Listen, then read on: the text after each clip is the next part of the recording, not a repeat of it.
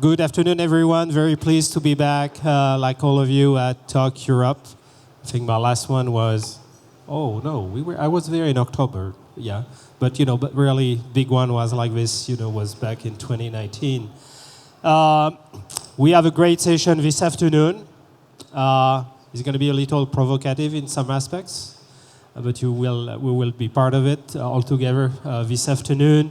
For the one who doesn't know me, I'm Pascal Levy. I'm the president of Maritime Street, and also at IAPH, which is the World Port Association. I'm chairing the Digitalization and Data Collaboration Committee.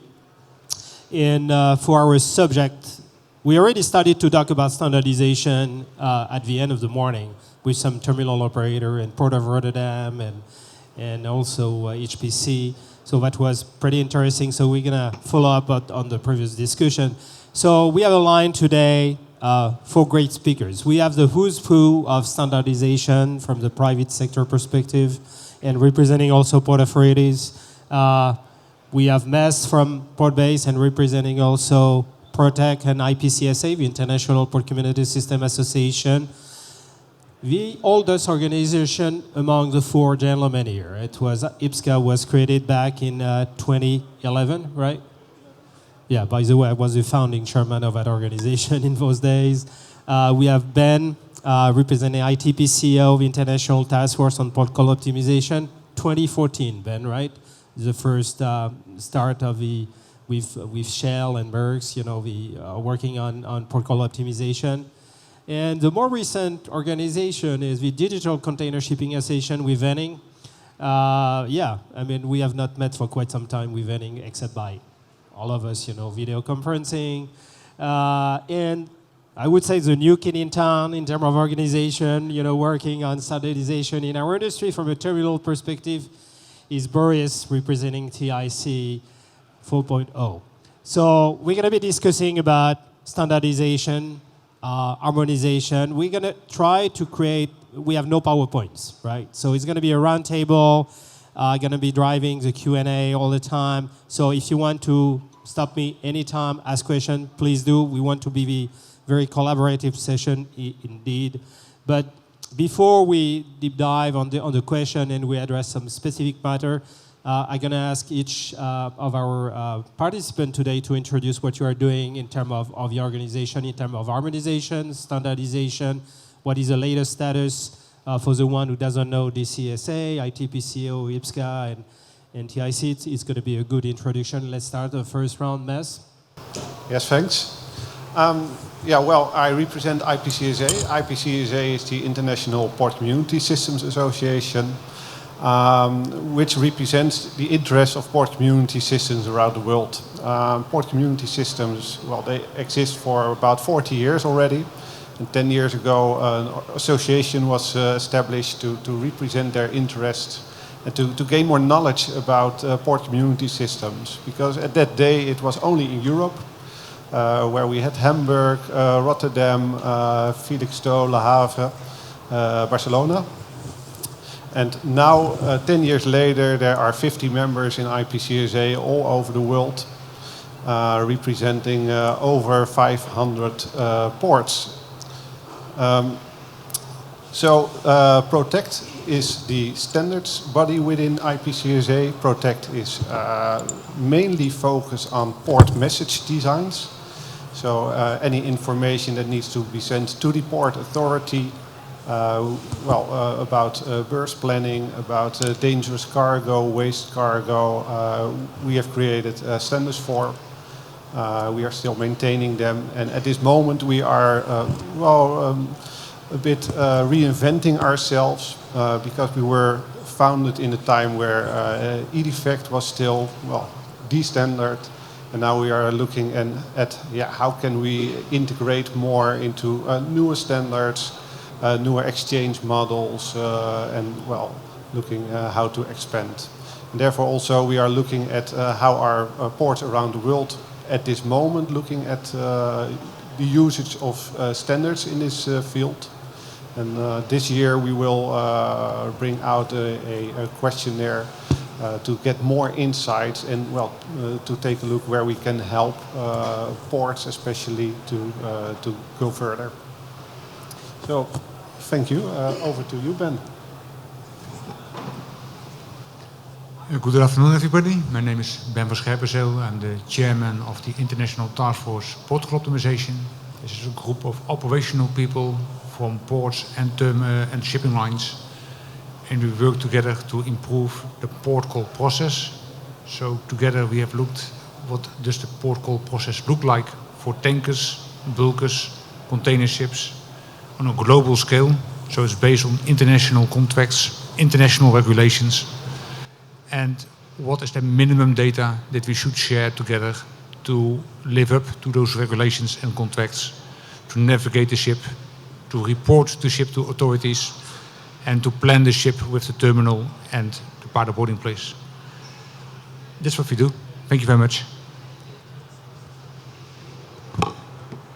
Yeah, and I continue. Hello everyone, thanks for coming. I'm Henning Schleierbach from Digital Container Shipping Association. And we are a non-for-profit association founded 3 years ago, headquarters in Amsterdam. We have 9 of the top 10 container carriers as our members, and our mission is to drive digitalization in the container shipping industry. So we have actually 3 areas that we tackle. One is customer experience, how can we improve that for the customers of our members. It's also automation and sustainability. And the products we are working on one is about cargo visibility. So how can we use technologies like IoT or simply track and trace to improve the customer experience. The second theme is about asset productivity. This is where we do, for instance, also just-in-time arrival planning together with Ben and other industry stakeholders. And the last theme is digital trade. This is all about getting rid of paperwork around the bill of lading and surrounding documents. Thanks.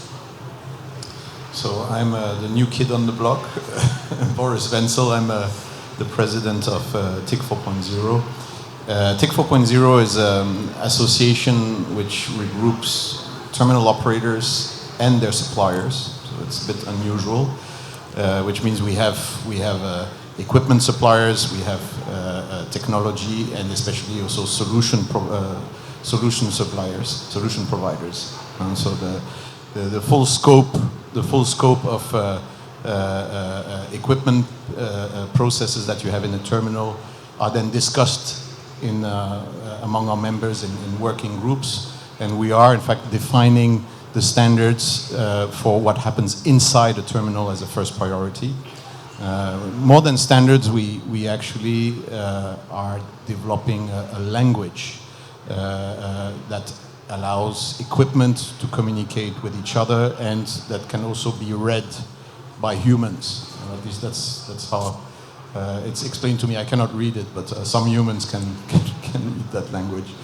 So we are in this sense, I would say, initially focused more on what happens inside the terminal, but I'm already working with some of my colleagues here because of course we're not numberlistic.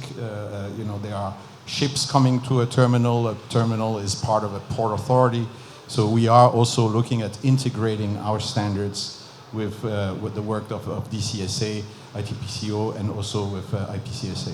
Voilà. Yeah, thank you, Boris. It's interesting because when we were listening to you, IPSCA was really the first one to be. It was EPCSA, European Port Community System Association, back in 2011. It's the 11 years of the association. You were one of the first to stand up and say we need to all together in Europe, to work on the understanding of port community systems. But of course, as you said, Protect was created back in the beginning of the 90s, really. And when we are looking, you are working, PCS is working on PCS side. Ben, you are very much focused on the vessel, on nautical side, on the operational side with the terminals. Henning, you're coming from a container shipping perspective, and Boris from a terminal perspective. But not only, we have other groups that you are working with. Ben, you are working a lot with the ISO for the last couple of years, but we have also the IMO, we have the WCO, and we have SMDG, and beyond, right? So we have lots of organization, lots of people, more than, I was doing some accounting recently, I think potentially we have more than 500 people or experts, from the names that I just said, are working on, on harmonization and standardization. But clearly we do not work as one or as a round table. Do you see an opportunity now in 2022 to say we need to have a round table of organization, so rather not reinventing the wheel but working as silo? We have a common agenda on some specific domain or specific data sets or specific sources. Ben? Well, the good news is that first of all, we as an ITPCO, we are not a standardization body. If we think that standards are lacking or needs to be improved, we submit a proposal to robust standardization bodies like IMO and ISO. That's what we do. We do not publish standards ourselves.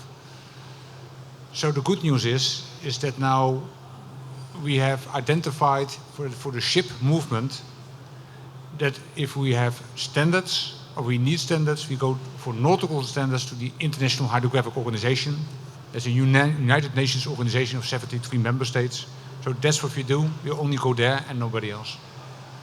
And then for the ship movement, for planning, we go to the International Maritime Organization. They have 174 member states. And again, it's very robust, and they have now an IMO compendium that is synchronizing with the International Hydrographic Organization. So that's a good news that the data for nautical data to navigate the ship and the data for planning the ship and for reporting the ship are now going to be synchronized. So they start working together as data in the data definitions. For the technical standards, we said apart from the non-technical standards definitions, we also need technical standards to make computers talk together. We need an overarching technical standard that is connected to the supply chain and is connected to the ship movement and is connected to the reporting. And that's how we ended up in ISO TC8 work group, that if we want to connect computers from A to B, that we have an overarching hierarchy that can connect the technical standard for ship movement and cargo movement. So it's not anymore in silos, it's now connected through an overarching, robust standardization body. So we are really on the right track. This is all positive, and together with people from DCSA, together with the International Port Community System Association, together with TIC, etc., I think this is the right way to move. Thank you. Thank you, Ben. Henning, what is your view on this? What about this round table? I would say it really depends on the use case that you have. Yeah? So, because if you start trying to discuss everything with everyone, probably not going to come out with a solution. So sometimes a smaller team of experts that is focusing, let's say, on just-in-time arrival planning or on electronic documentation could be a completely different group. And we are doing that. So on our EDOC, we have the FIT Alliance where we liaise with BIMCO, with FIATA and SWIFT and ICC, for instance. It's a completely different group than for just-in-time arrival planning. And I also think, I mean, this is probably the question to Boris and myself, because we have just recently been founded. So why do we think there's need for another standardization organization?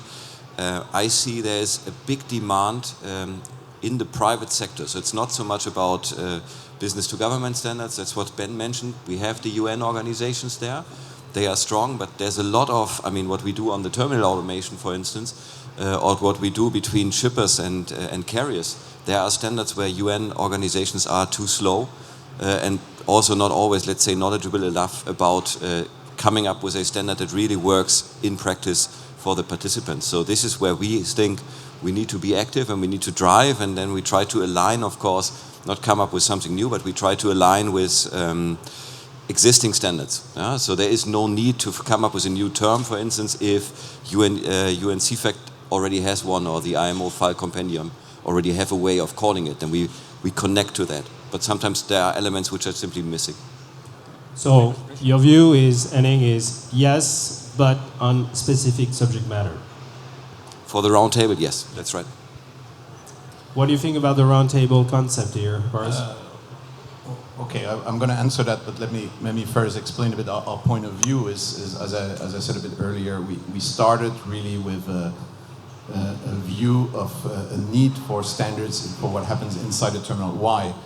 Because the terminal industry is one of the industries where you see the least automation, for example, where digitalization is also taking up a bit slowly compared to other industry. And one of the reasons for that is precisely that you don't have common standards. So, which means that every digitalization project, any automation project is like reinventing the wheel, as was used as a term earlier, because you need to in fact create standards specifically for this project or use the standards of the manufacturer. But when you automate, you obviously use many manufacturers, so which one, etc., etc. So this is, I would say, what has driven the people in our industry, both the clients and the suppliers, to support TIC 4.0 as an initiative. And I didn't mention it earlier, but I mean, we have about 35 members. We also, from end of 2019, incorporated as an association. We started a bit earlier as let's say more like a loose initiative with people like Pat, I see here, from the very early days. And we have of course seen that we cannot work just in a silo. We need to work for a while in a silo because this is our internal need, and to also ensure that we can innovate more in our field. But beyond that, we need to integrate in the overall supply chain, and there is this need for collaboration. There is, I think, the vision is, of course, that you want to see in the future a seamless data flow, which goes through the ports, the lines, the ports, the forwarder, the port authority. We're a bit far from that. And as you said, you have many organizations all working in the area. You have some level of collaboration. And as I said, even though we're quite young, we also try to impose ourselves in discussions like we did with you, Ben, on port of call optimization, because the point of view of a terminal on what data is necessary to be exchanged during a port call is not the same as from the point of view of a shipping line.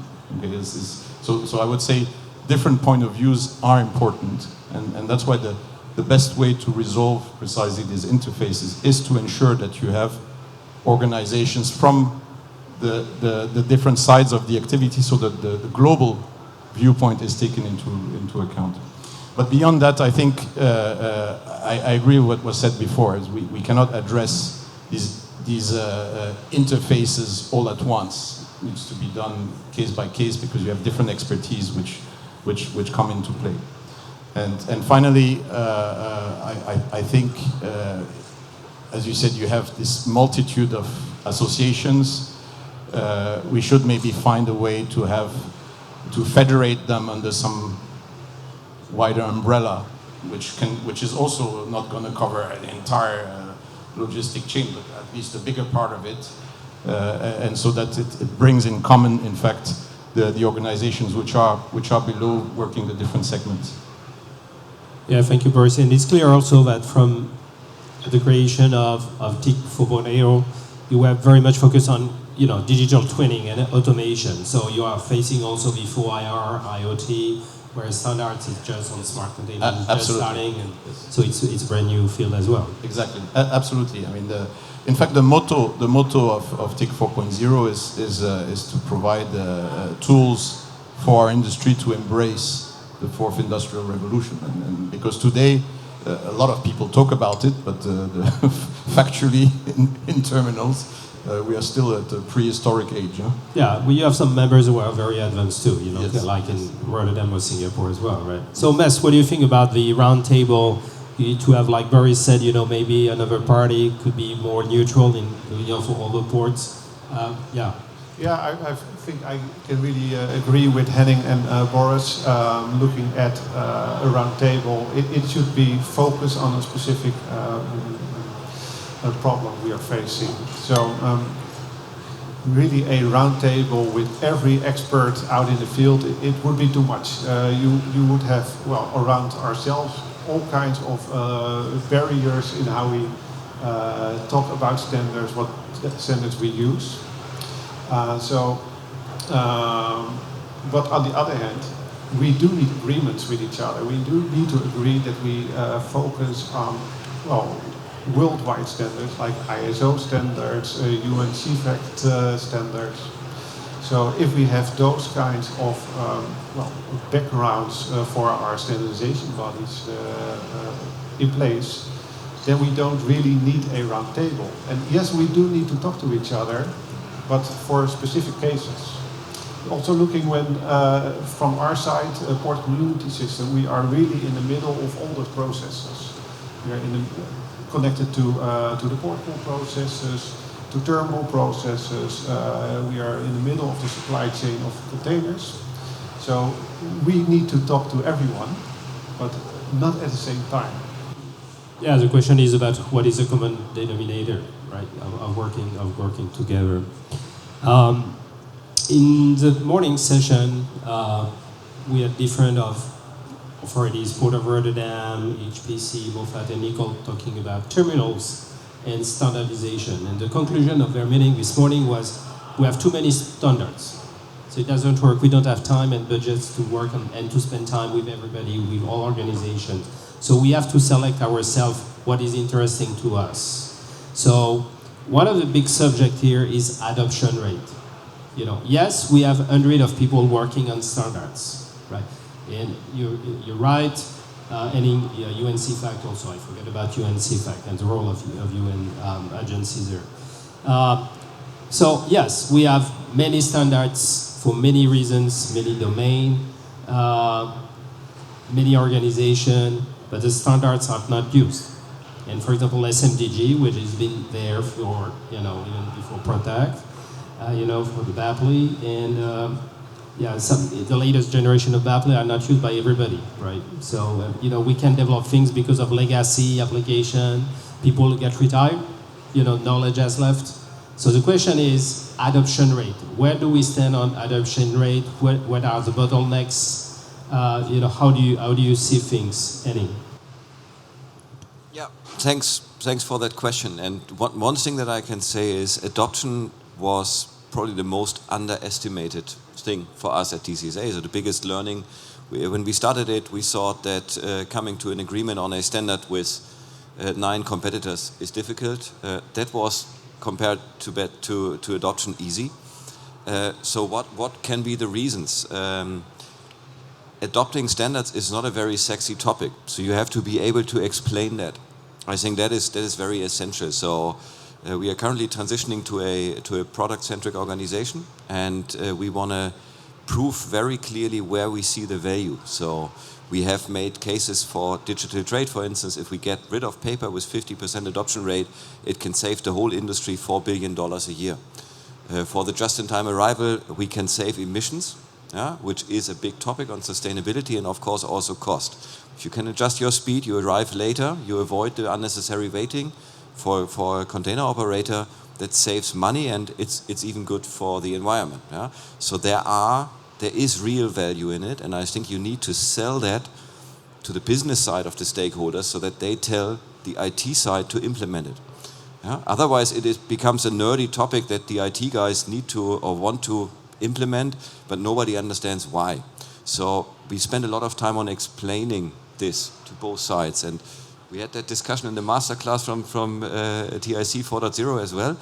So it's important that the customers ask for it and also purchase it. So if you have a terminal and you want the TIC standards, then put it on your list for your purchasing department. The same would go for customers of a container carrier. If you want to ship cargo and you want them to provide you the data in an API and not as an EDI connection, put it on your purchasing list. So that's one aspect. But there's also, so this is all the commercial side. There's also the, let's say, the world of the developers, so the tech side. And these guys they are software engineers. They are maybe not even super knowledgeable about shipping. Some are not.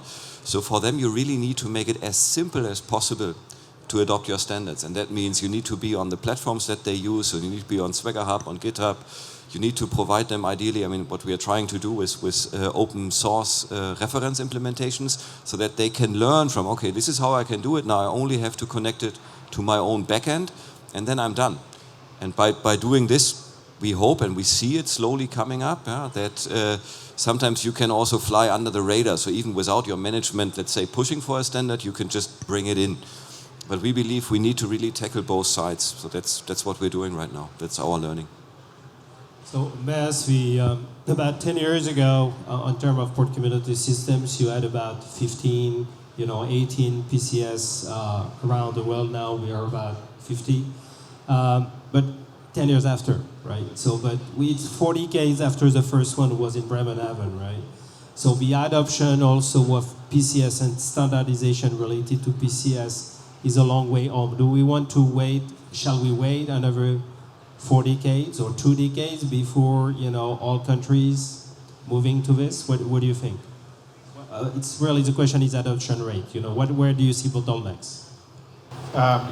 Looking at adoption rates, you need an urgency.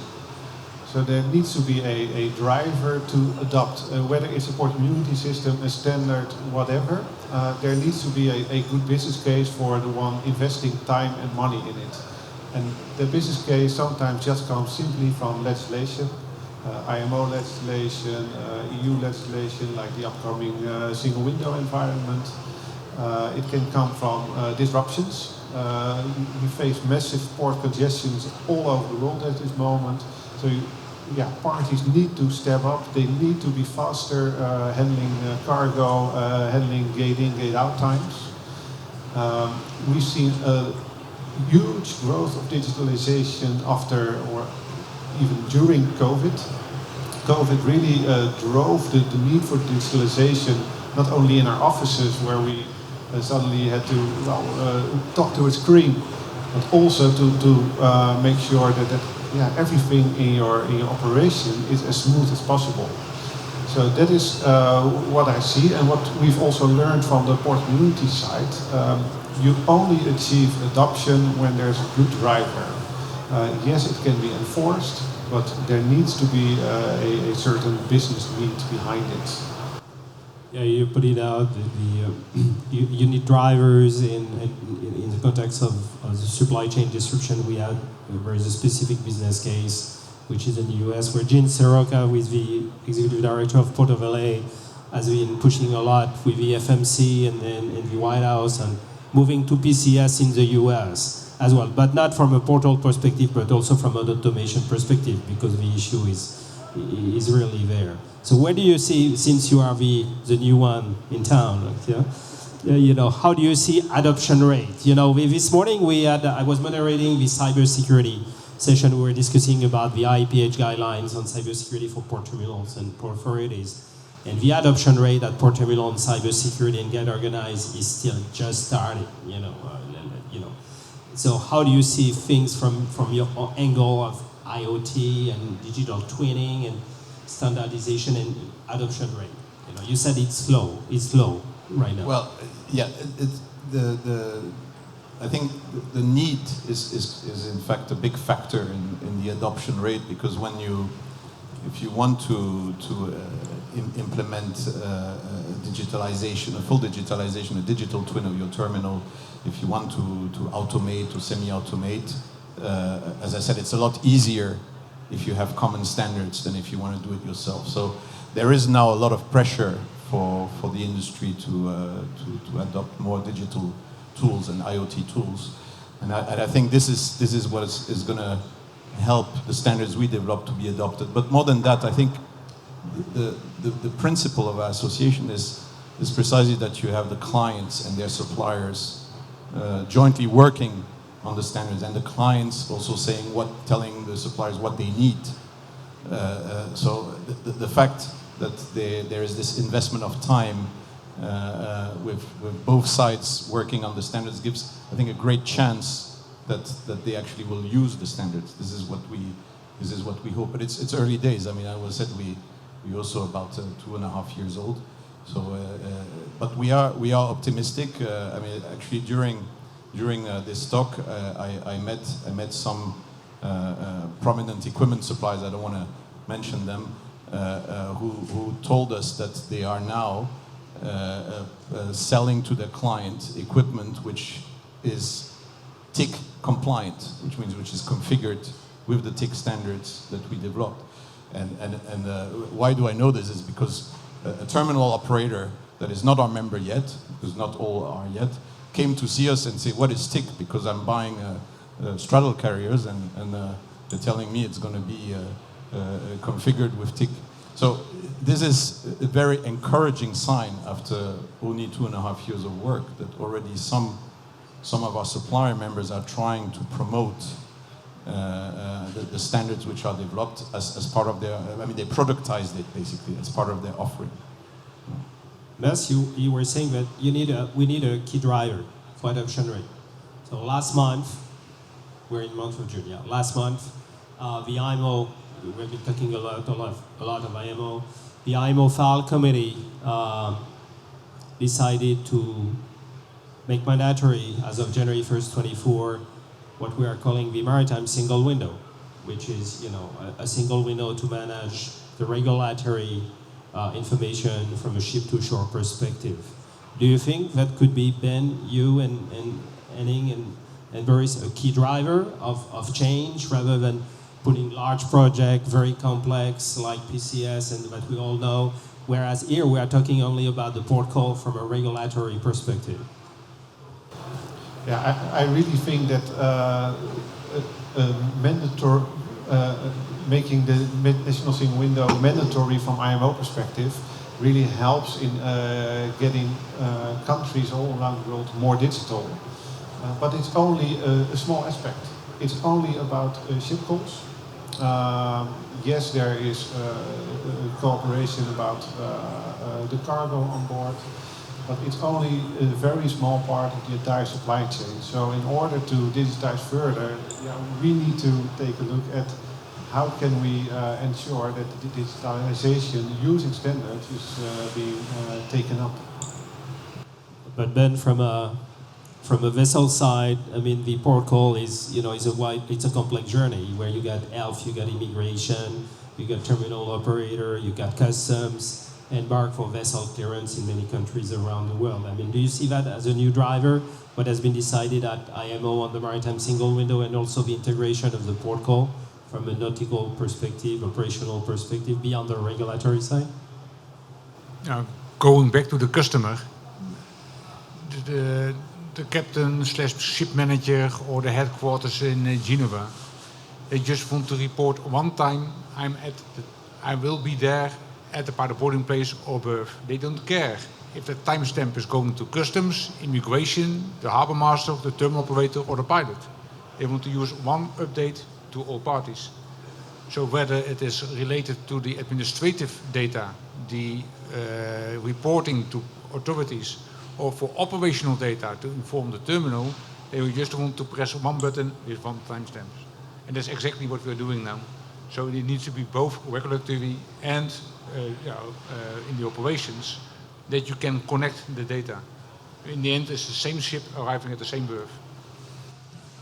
And Henning, from a GIT perspective, do you see that the news from IMO is important to you?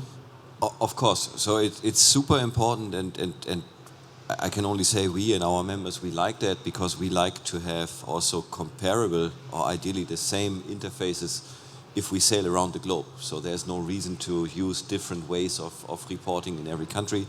There's still some work to do, as Mace mentioned, but that's super important. But there's one more aspect. So sometimes I think you need legislation to make a transition into a better world. I mean, sometimes it doesn't work, but in general I would say it works. And we see that also when it's about data sharing. I mean, hey, everyone is talking about we need to share more data. Hey, but not mine. Can I have your data? I mean, people don't really understand what their data is worth, but they feel that if they give it away for free, that's kind of tricky. However, there is a possibility to jump, let's say, into a better world if we share certain non-commercial data. and if it's widely or if it's legislated, let's say, if everybody does it. Yeah, because if you feel that, then nobody can take advantage over you if you are because you are the only one, if everybody is sharing it. And that goes for low sulfur fuel, where we had the same, and we now benefit from having it, let's say. But for digital solutions, we have the same. So these are areas where I think legislation really needs to make a step forward. And then, the industry will follow, and we will all live in a better world from it. Boris, from maritime single window, especially when it's related to the port call automation, you said sometime you have different point of view with ITPCO there. But at the same time, if you take it from not only from the vessel side, but from the terminal side, required time of arrival for a terminal operator has an impact also on the ships. So do you think that the maritime single window, it's a new initiative from the IMO, is important to you as well? Yes, I think it's very important, and I think in this case, I mean, we generally we're not really in favor of being regulated, I would say, in our industry. So we rather keep the IMO away from what happens inside the terminal. Also, IMO is more really the organization, the body governing shipping lines. So we want to make sure it doesn't expand into terminals. But this interface is very important. Of course, impacts us a lot. So I think we welcome in this case a possible legislation. But I think also I like what Henning said before is that there is one of the biggest challenge in our digital age is about actually beyond standards is data sharing and the reluctance and the fear of organizations to share. And my personal opinion, because I wouldn't speak for the association in this case, but my personal view is that maybe you need some legislative pressure to determine a minimum data that needs to be shared so that the whole flow can actually work well. I mean, if you look at the entire supply chain. Yeah, here there are two sides of what you're saying. The first one is what is the value and the risk.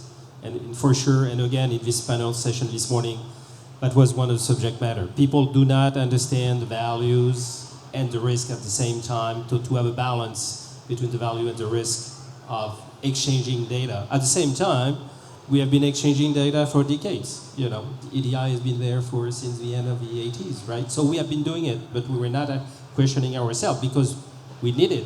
The technician there said we need it, so let's move forward.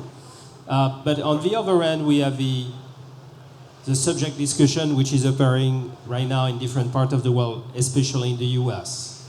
They have lots of difficulty on getting standards, before getting standards on harmonizing data sets, and data exchange in the US for many reasons, historical reasons.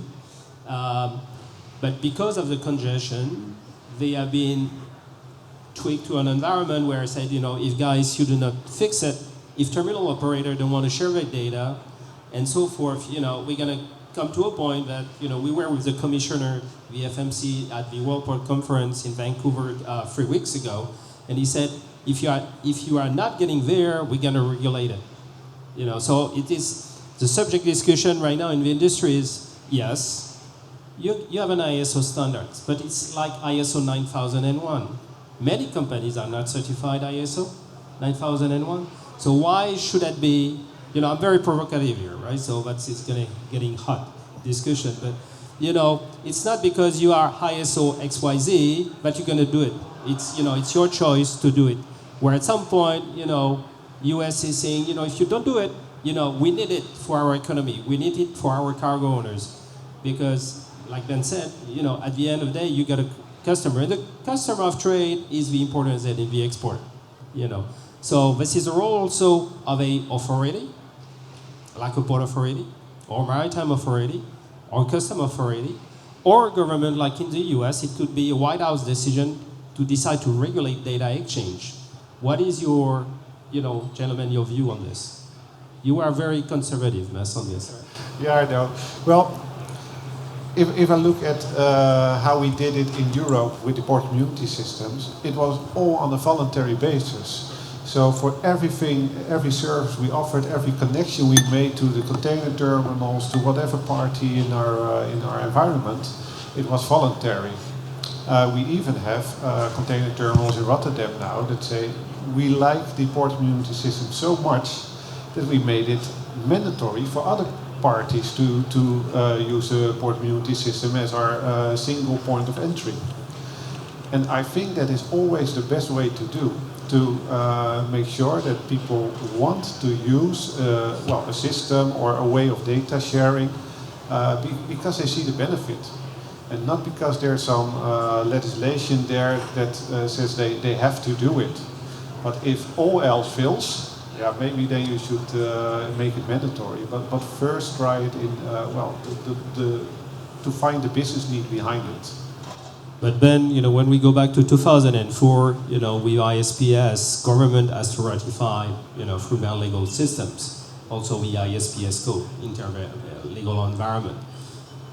So when we have maritime single window, which is related to the port call and vessels arrival, stay, and departure, do you think that now that the IMO is there, a way forward on regulating, within our each legal framework, even at European level or member states level, would be a good things to do?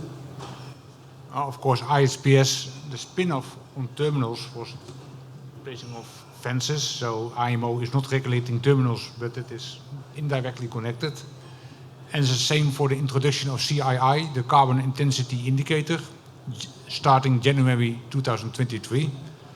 So there's an incentive much more for ships to operate your ship in a sustainable fashion. So the pressure on ports and terminals to allow the ship to reduce anchor time, optimize the speed, etc., is getting bigger and bigger every day. So if you make the data part of the business rule to allow the ship to reduce speed or to reduce the idle time at the berth, then for sure people will share data. So in the end, the terminal is always dictating, not dictating, but the terminal is the cornerstone under the port planning. If you do not have a berth planning, not a terminal planning, then we cannot realize a part of boarding planning. The ship there's no reason for a ship to arrive at the part of boarding place if there's no berth available. It's that simple. So the terminal is the cornerstone under the port planning. However, we as a port, we do not have only container terminals. We have also bulk terminals and tanker terminals, cruise ship terminals, etc. And the entire port operation is based on the planning of all those different terminals. So to share data, again, if we want to realize, for example, optimization of speed, we must allow every ship, not only tankers or container ships, to arrive in a virtual waiting area. And if the terminal planning is available, then we can place the ship in the queue. If the terminal planning is not available, you're not placed part of the queue. So naturally, you will see that people will start sharing data. That is the experience of other ports like in Newcastle in Australia, where they already realized just-in-time arrivals. Just for a different reason, it was at that time based on safety, after the incident of the Pasha Bulker, a bulk carrier that ran aground on the beaches of Australia, and it was dictated by the national government to implement just-in-time arrivals. Now it's for different reasons, but the effect is the same. So I think it will grow naturally based on a sort of spin-off of an IMO rule, I think. So you started the discussion, Henning and Boris, on legislation. What if tomorrow port authorities or states start to regulate data exchange for the common good? I mean, first and foremost, I have to say that we see the development in the US positive. There is a lot of disruption in containerized supply chains driven by the pandemic and changes. I mean, the resilience of supply chains has not been large. The focus was really on doing it as efficient, as cost efficient as possible. And that doesn't give you a lot of leeway to react. And this is now hitting the economy and the shippers. And that comes, of course, on top of an increase of the freight rates. So you have worse customer experience and you have to pay more. And we all experience that at airports these days as well. It's the same, maybe to a smaller extent, but then we have a very personal relation to that. What I like about it, so the US are looking into two things. One thing is about it's the essence of shipping is that you have multiple parties, and the data owner is not necessarily the one you have a commercial relation with. So you need to pass the data through multiple parties and propagate it.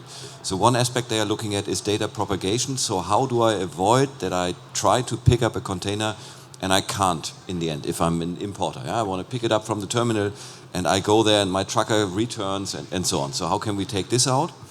And this is all about data sharing, and that requires standards and also very clear view on who's owning the data, and if it changes, who's propagating the update. So if the vessel is called in delayed, then the carrier needs to know that and needs to tell all the consignees, okay, it's going to take longer. Be aware of that.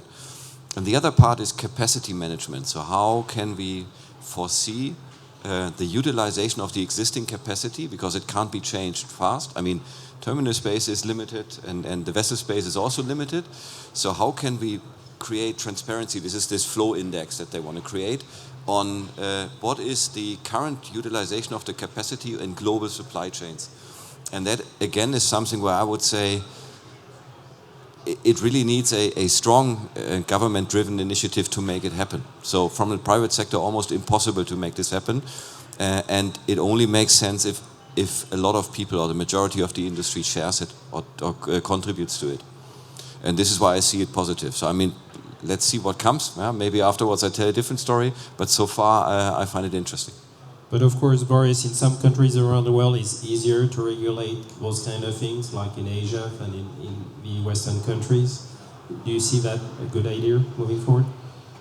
Yes. Well, I mean, as I said before, I mean, generally speaking, I don't think we want to really invite regulation too much. I don't want it to become a habit, you know. And I think just from a more general perspective, this is why there are initiatives such as ours, where we try to do our homework as an industry and developing standards, precisely because we don't one day want a regulator to say, hey, we need standards in this area and we're going to impose because you haven't got anything.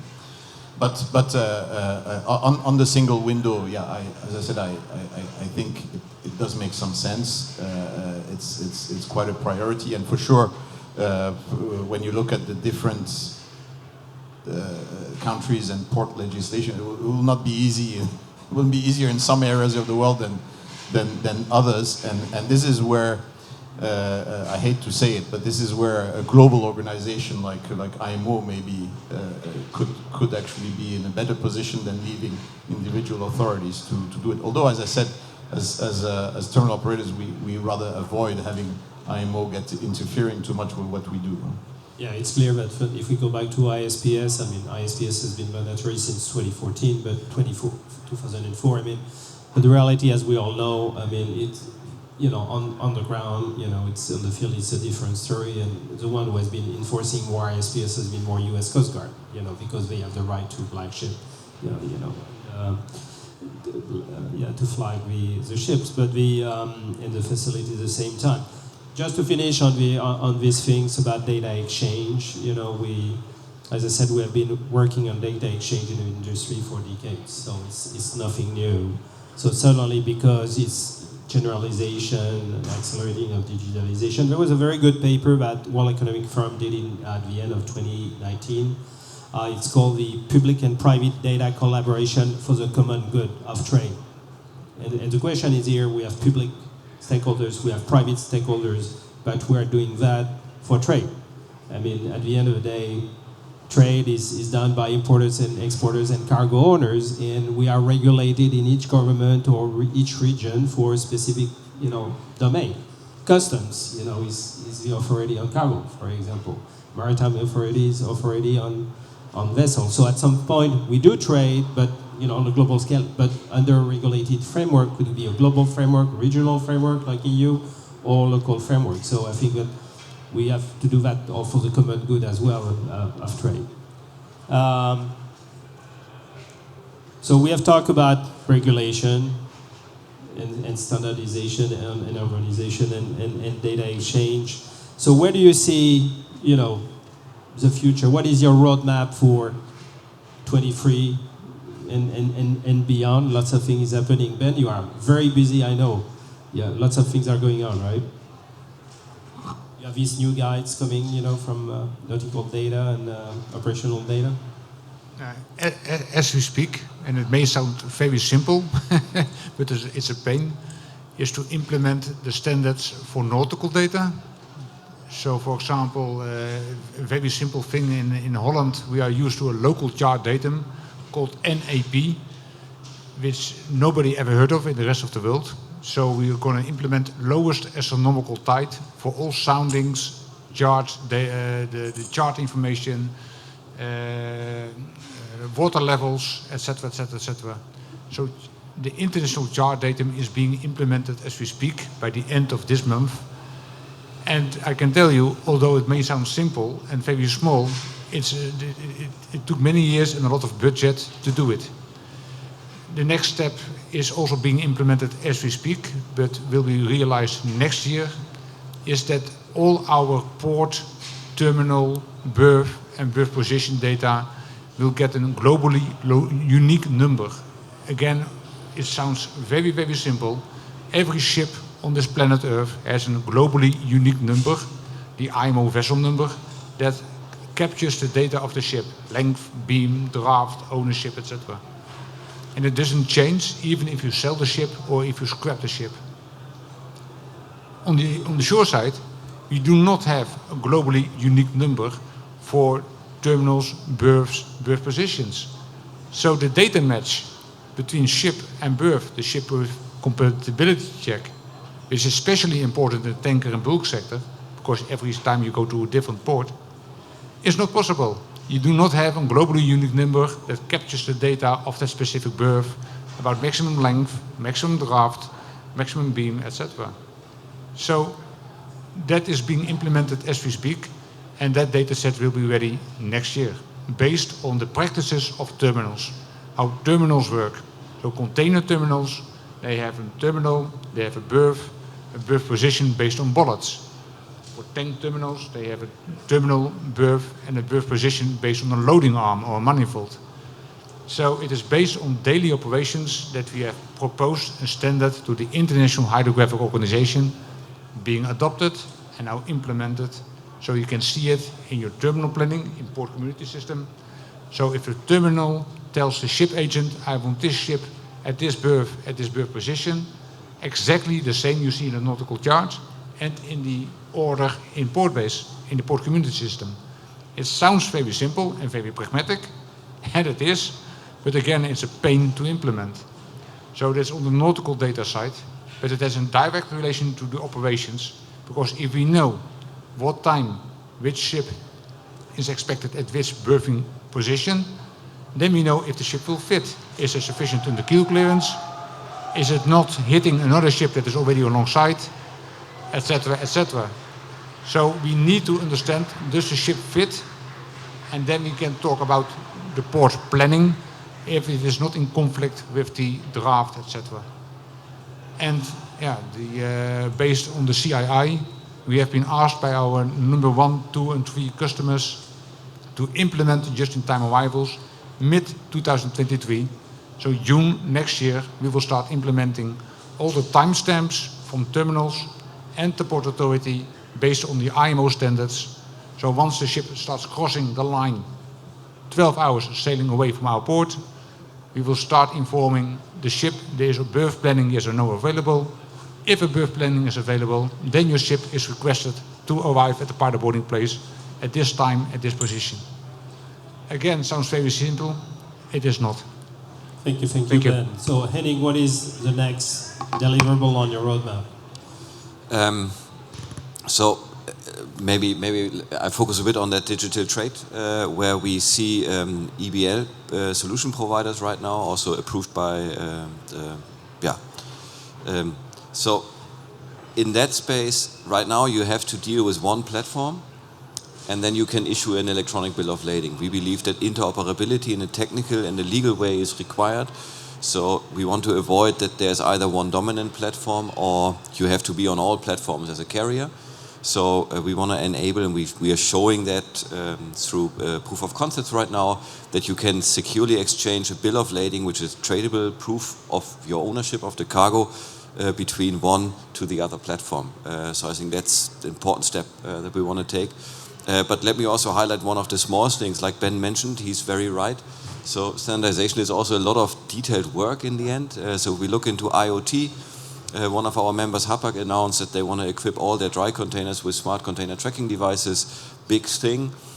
We believe we need to work on a shared and open source geofence database.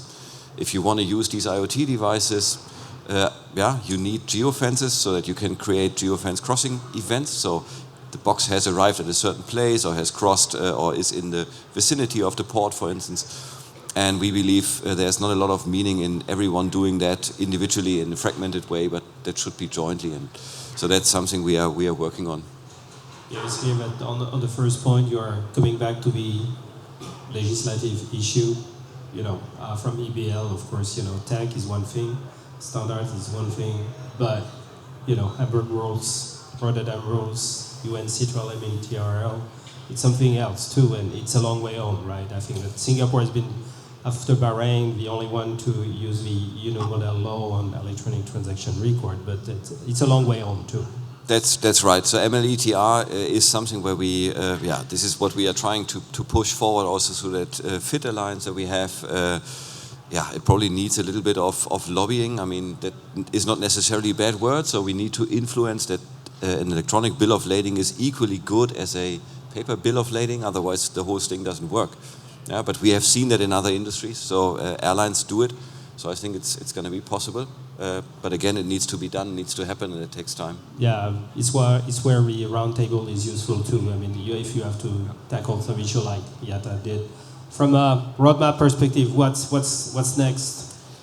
Well, we are still a growing organization, so one of our objectives is continue to attract the players in the industry to join the association, and I think with this talk maybe we'll get between 5 and 10 new members, so that's good because they get to know us.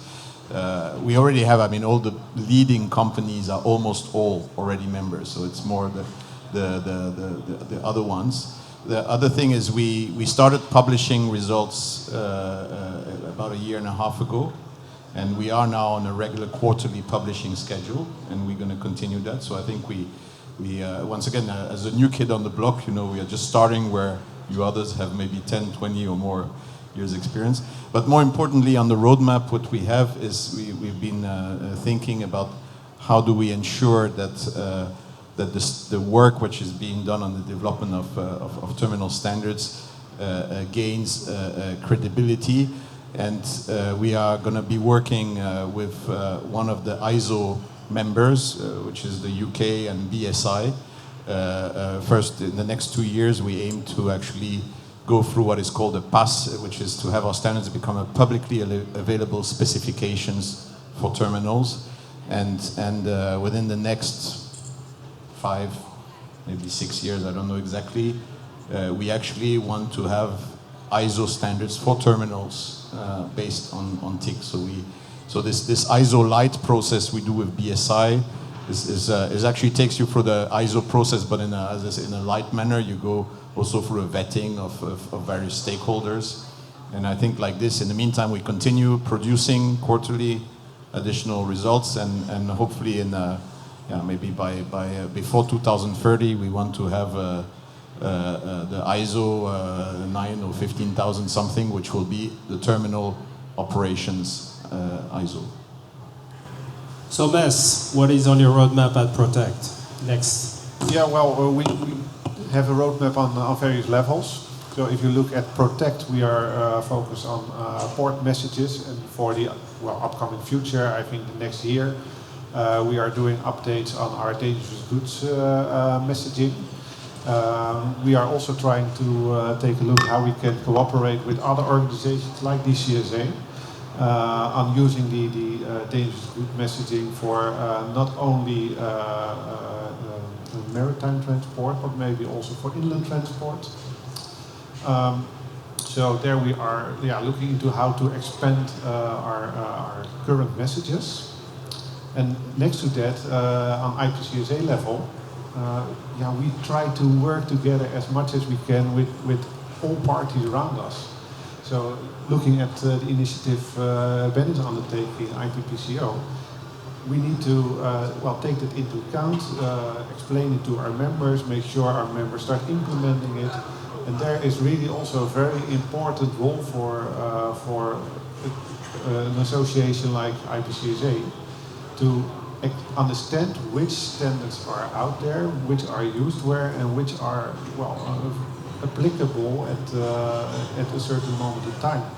So we are very much working together with all these standards organizations and currently explaining them to our members. Yeah, thank you, Mez. I think we're going to wrap up here. It was, I hope for you, within the audience, very fruitful exchange. We have addressed many subjects.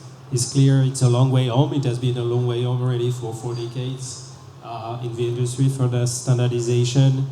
I think that, as we said, there is a need also on a common denominator, common denominators, to get together potentially a roundtable on some specific subject matters. It's clear also that standardization is one thing, but policy making is also very important at the government level, at the states level, or even at the authority level to drive the things, because it's not only standards, we need to implement them and to get better adoption rate. So we have lots of things to do, and like Ben said, we need to get the minimum set of standards first, before we route more. And Boris, you said we need to have the maximum data sets for our digital twin. So again, the roundtable or discussion, bilateral or as a group, makes sense. Thank you, all of you, to be here physically in Rotterdam. It's always a pleasure to be with you. And ladies and gentlemen, thank you to be here. I think that was the last panel discussion for the day, Matteo, right? So thanks, TOC, for inviting us again. Pleasure to be at next is TOC Americas in Lima, mid-October, with all the stories there. Thank you, Matteo. Thank you, all of you.